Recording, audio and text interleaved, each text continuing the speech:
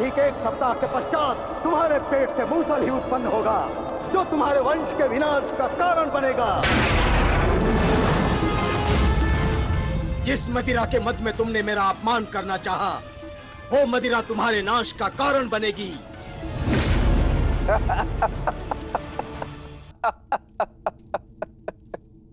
लगता है तुम्हें हमारे बंदी गृह के दर्शन करने की उत्सुकता कुछ अधिक है, इसलिए तुमने हमारा अपमान करने का दुस्साहस किया। पहले वासुदेव और अभी तुम। मैं तुम्हें जीवित नहीं छोड़ूंगा।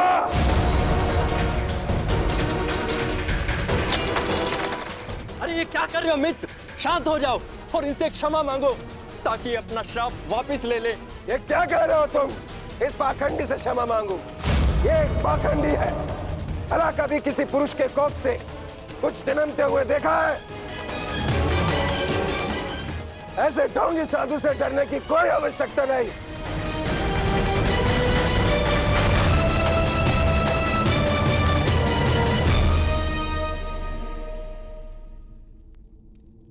जो अब तक नहीं हुआ साम, वो अब होगा।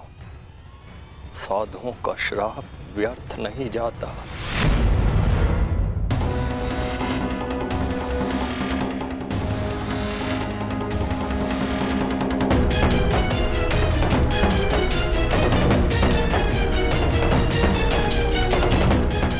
मुझे क्षमा करना पुत्री।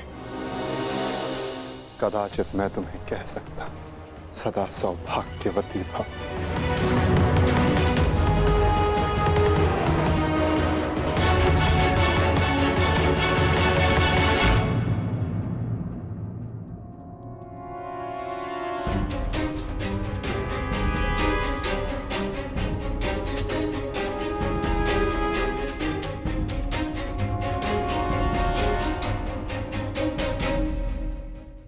एक साधु का उपहास उड़ाना और उन पर प्रहार करने का प्रयास करना क्षमा के योग्य नहीं है सांब।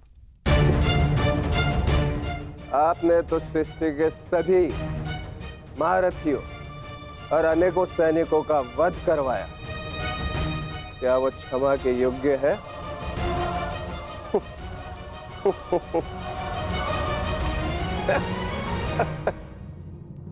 कृतिवर्मा, तुम्हारी उपस्थिति में यह सब हुआ और तुमने साम को रोकने का प्रयास नहीं किया। क्षमा चाहता हूं वासुदेव, हम तो केवल विनोद करना चाहते थे। मुझे अनुमान भी नहीं था कि बात इतनी आगे तक बढ़ जाएगी।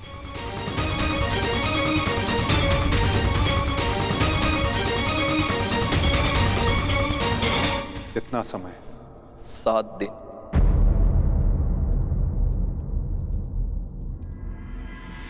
7 दिन बाद।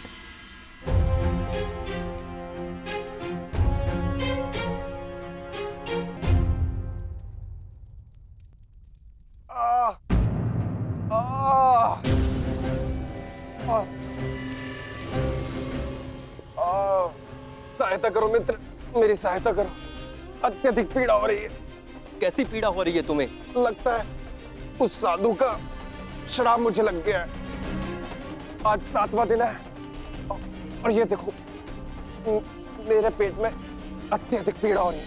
जाओ, आज से ठीक 1 सप्ताह के पश्चात तुम्हारे पेट से मूसल ही उत्पन्न होगा, जो तुम्हारे वंश के विनाश का कारण बनेगा।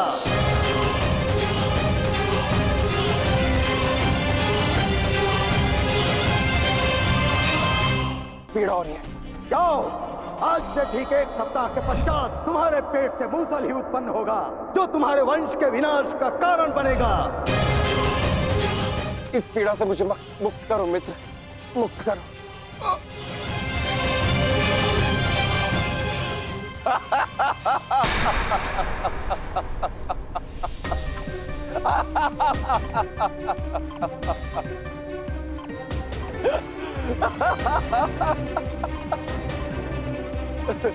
तुम कितने बड़े मूर्ख हो मित्र। कुछ नहीं हुआ मुझे, सही हूं मैं। कहा था ना मैं, वो साधु एकदम पाखंडी है।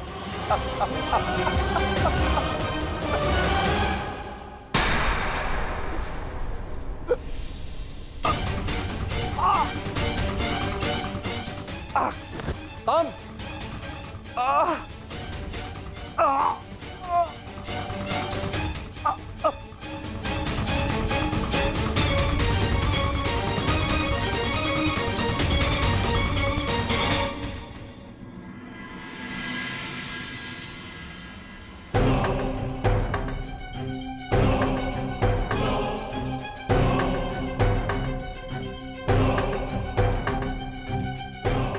बड़ी विचित्र घटना घटी है वासुदेव।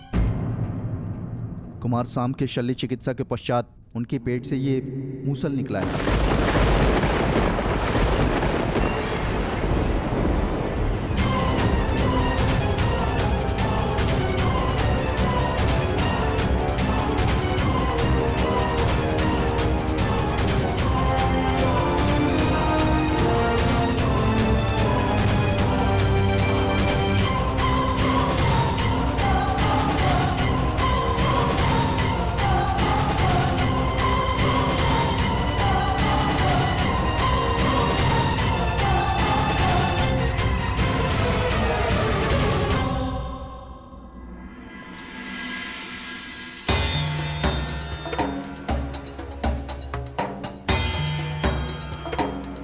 कुमार अब स्वस्थ हैं बलभद्र।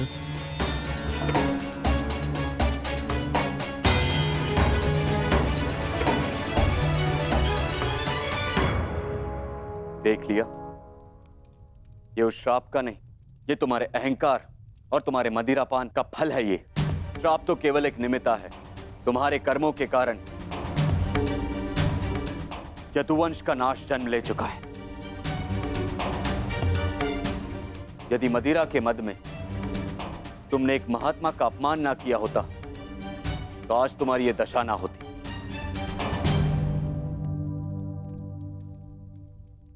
अब कुछ नहीं हो सकता था।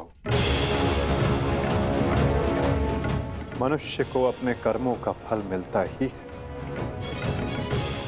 परंतु एक के कर्मों का फल पूरा वंश भुगते, ये नीति नहीं है। यदि अनाज के पौधों के बीज में घुन लग जाए तो वो सारी फसल नष्ट कर देते हैं दाऊ। नहीं कान्हा, मैं सांप की मूर्खता का फल समस्त द्वारका को नहीं भुगतने दूंगा।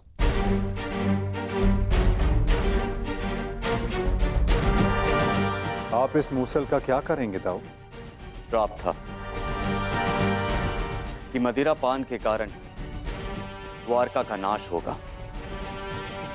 मैं आज ये घोषणा करता हूं कि समस्त द्वारका में किसी भी प्रकार का मद्य का उत्पादन, सेवन या बिक्री वर्जित है।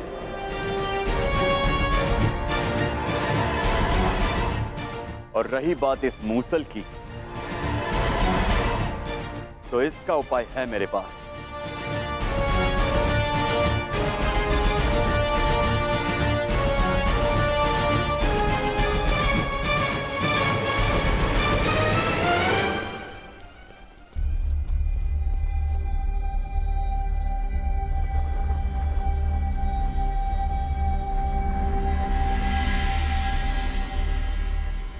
आपके आदेशानुसार मूसल की भस्म बना दी गई है बालभद्र। इसे द्वारका के समुद्र तट पे बहा दो।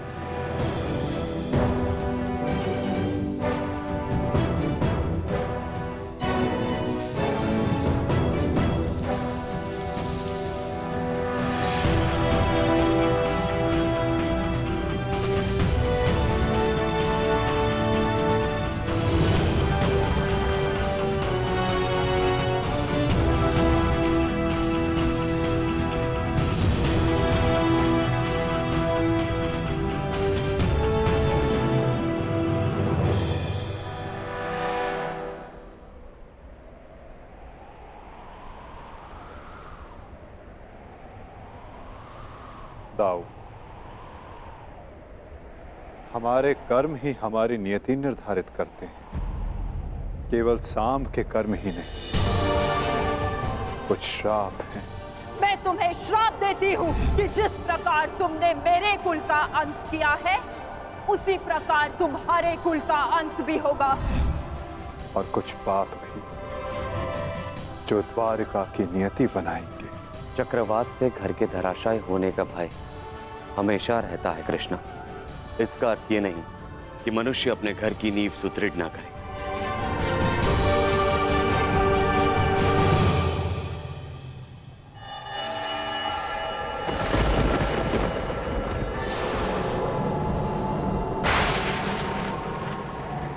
जब नींव गल जाती है ताऊ, तो भवन का धराशायी हो जाना निश्चित होता है। द्वारका का अंत समीप है।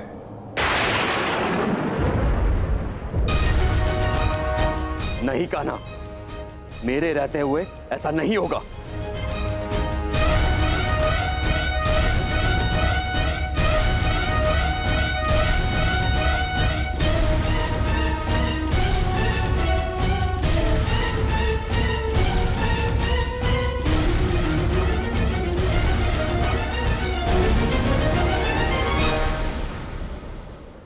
समय किसी की नहीं सुनता, और ना ही श्राप आपकी सुनेगा ताऊ। नियति ने जो चुना है हमारे लिए, हमें वो भुगतना ही होगा।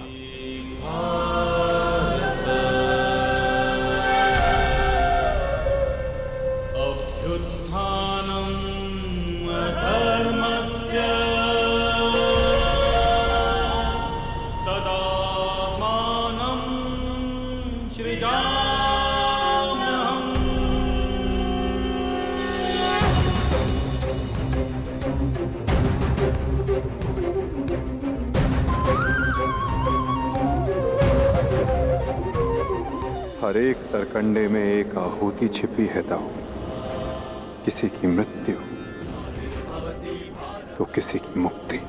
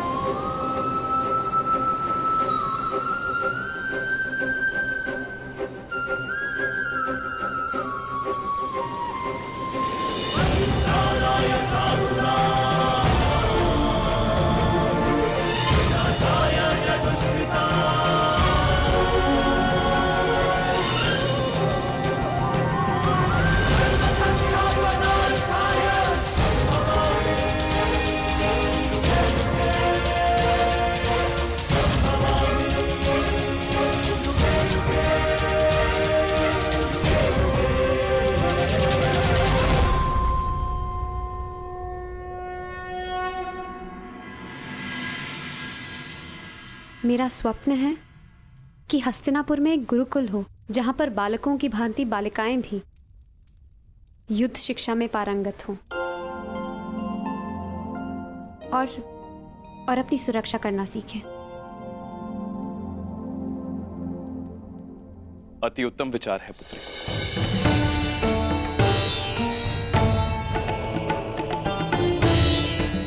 प्रणिपात, प्रणिपात, प्रणिपात।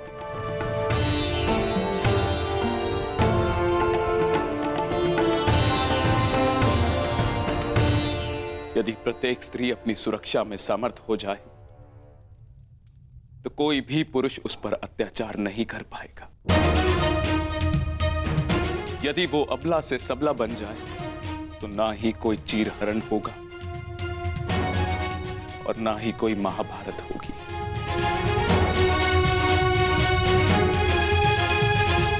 ज्येष्ठ पिताश्री, आपने स्मरण किया? हाँ पुत्र, एक महत्वपूर्ण निर्णय लिया है जो मैं तुम्हें बताना चाहता था।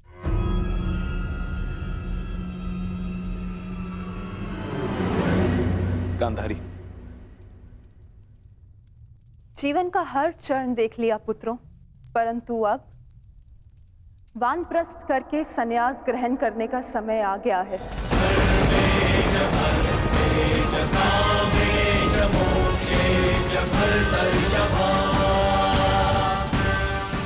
हाँ पुत्र, हिस्ट्री जीजी और मुझे विदा लेने की आज्ञा दे।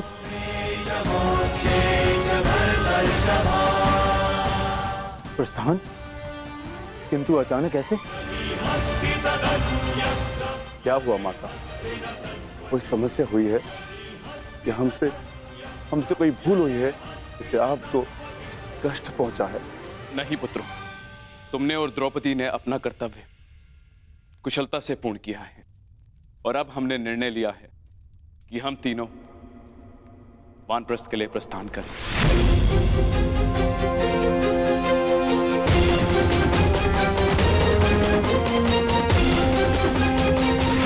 वानप्रस्थ के लिए प्रस्थान करें।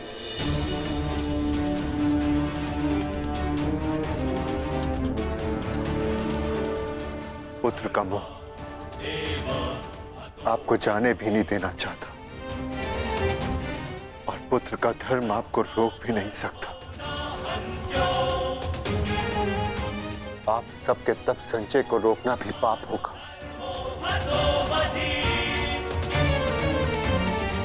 आदेश दीजिए ज्येष्ठ पिताश्री,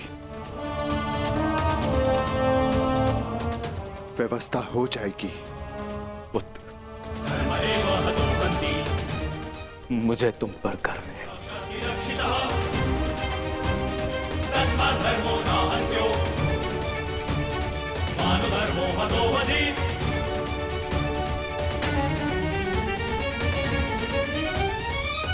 परंतु हम आपको ऐसे नहीं जाने दे सकते। आप सभी के साथ हमें भी एक उत्सव मनाने का सौभाग्य तो मिलना चाहिए ना। ठीक है, जैसा तुम सबको ठीक लगे पुत्रों। तो ठीक है, तो मैं इस उत्सव की तैयारियां प्रारंभ करती हूँ और सभी परिजनों को निमंत्रण भिजवाती हूँ। सर्वप्रथम माधव को।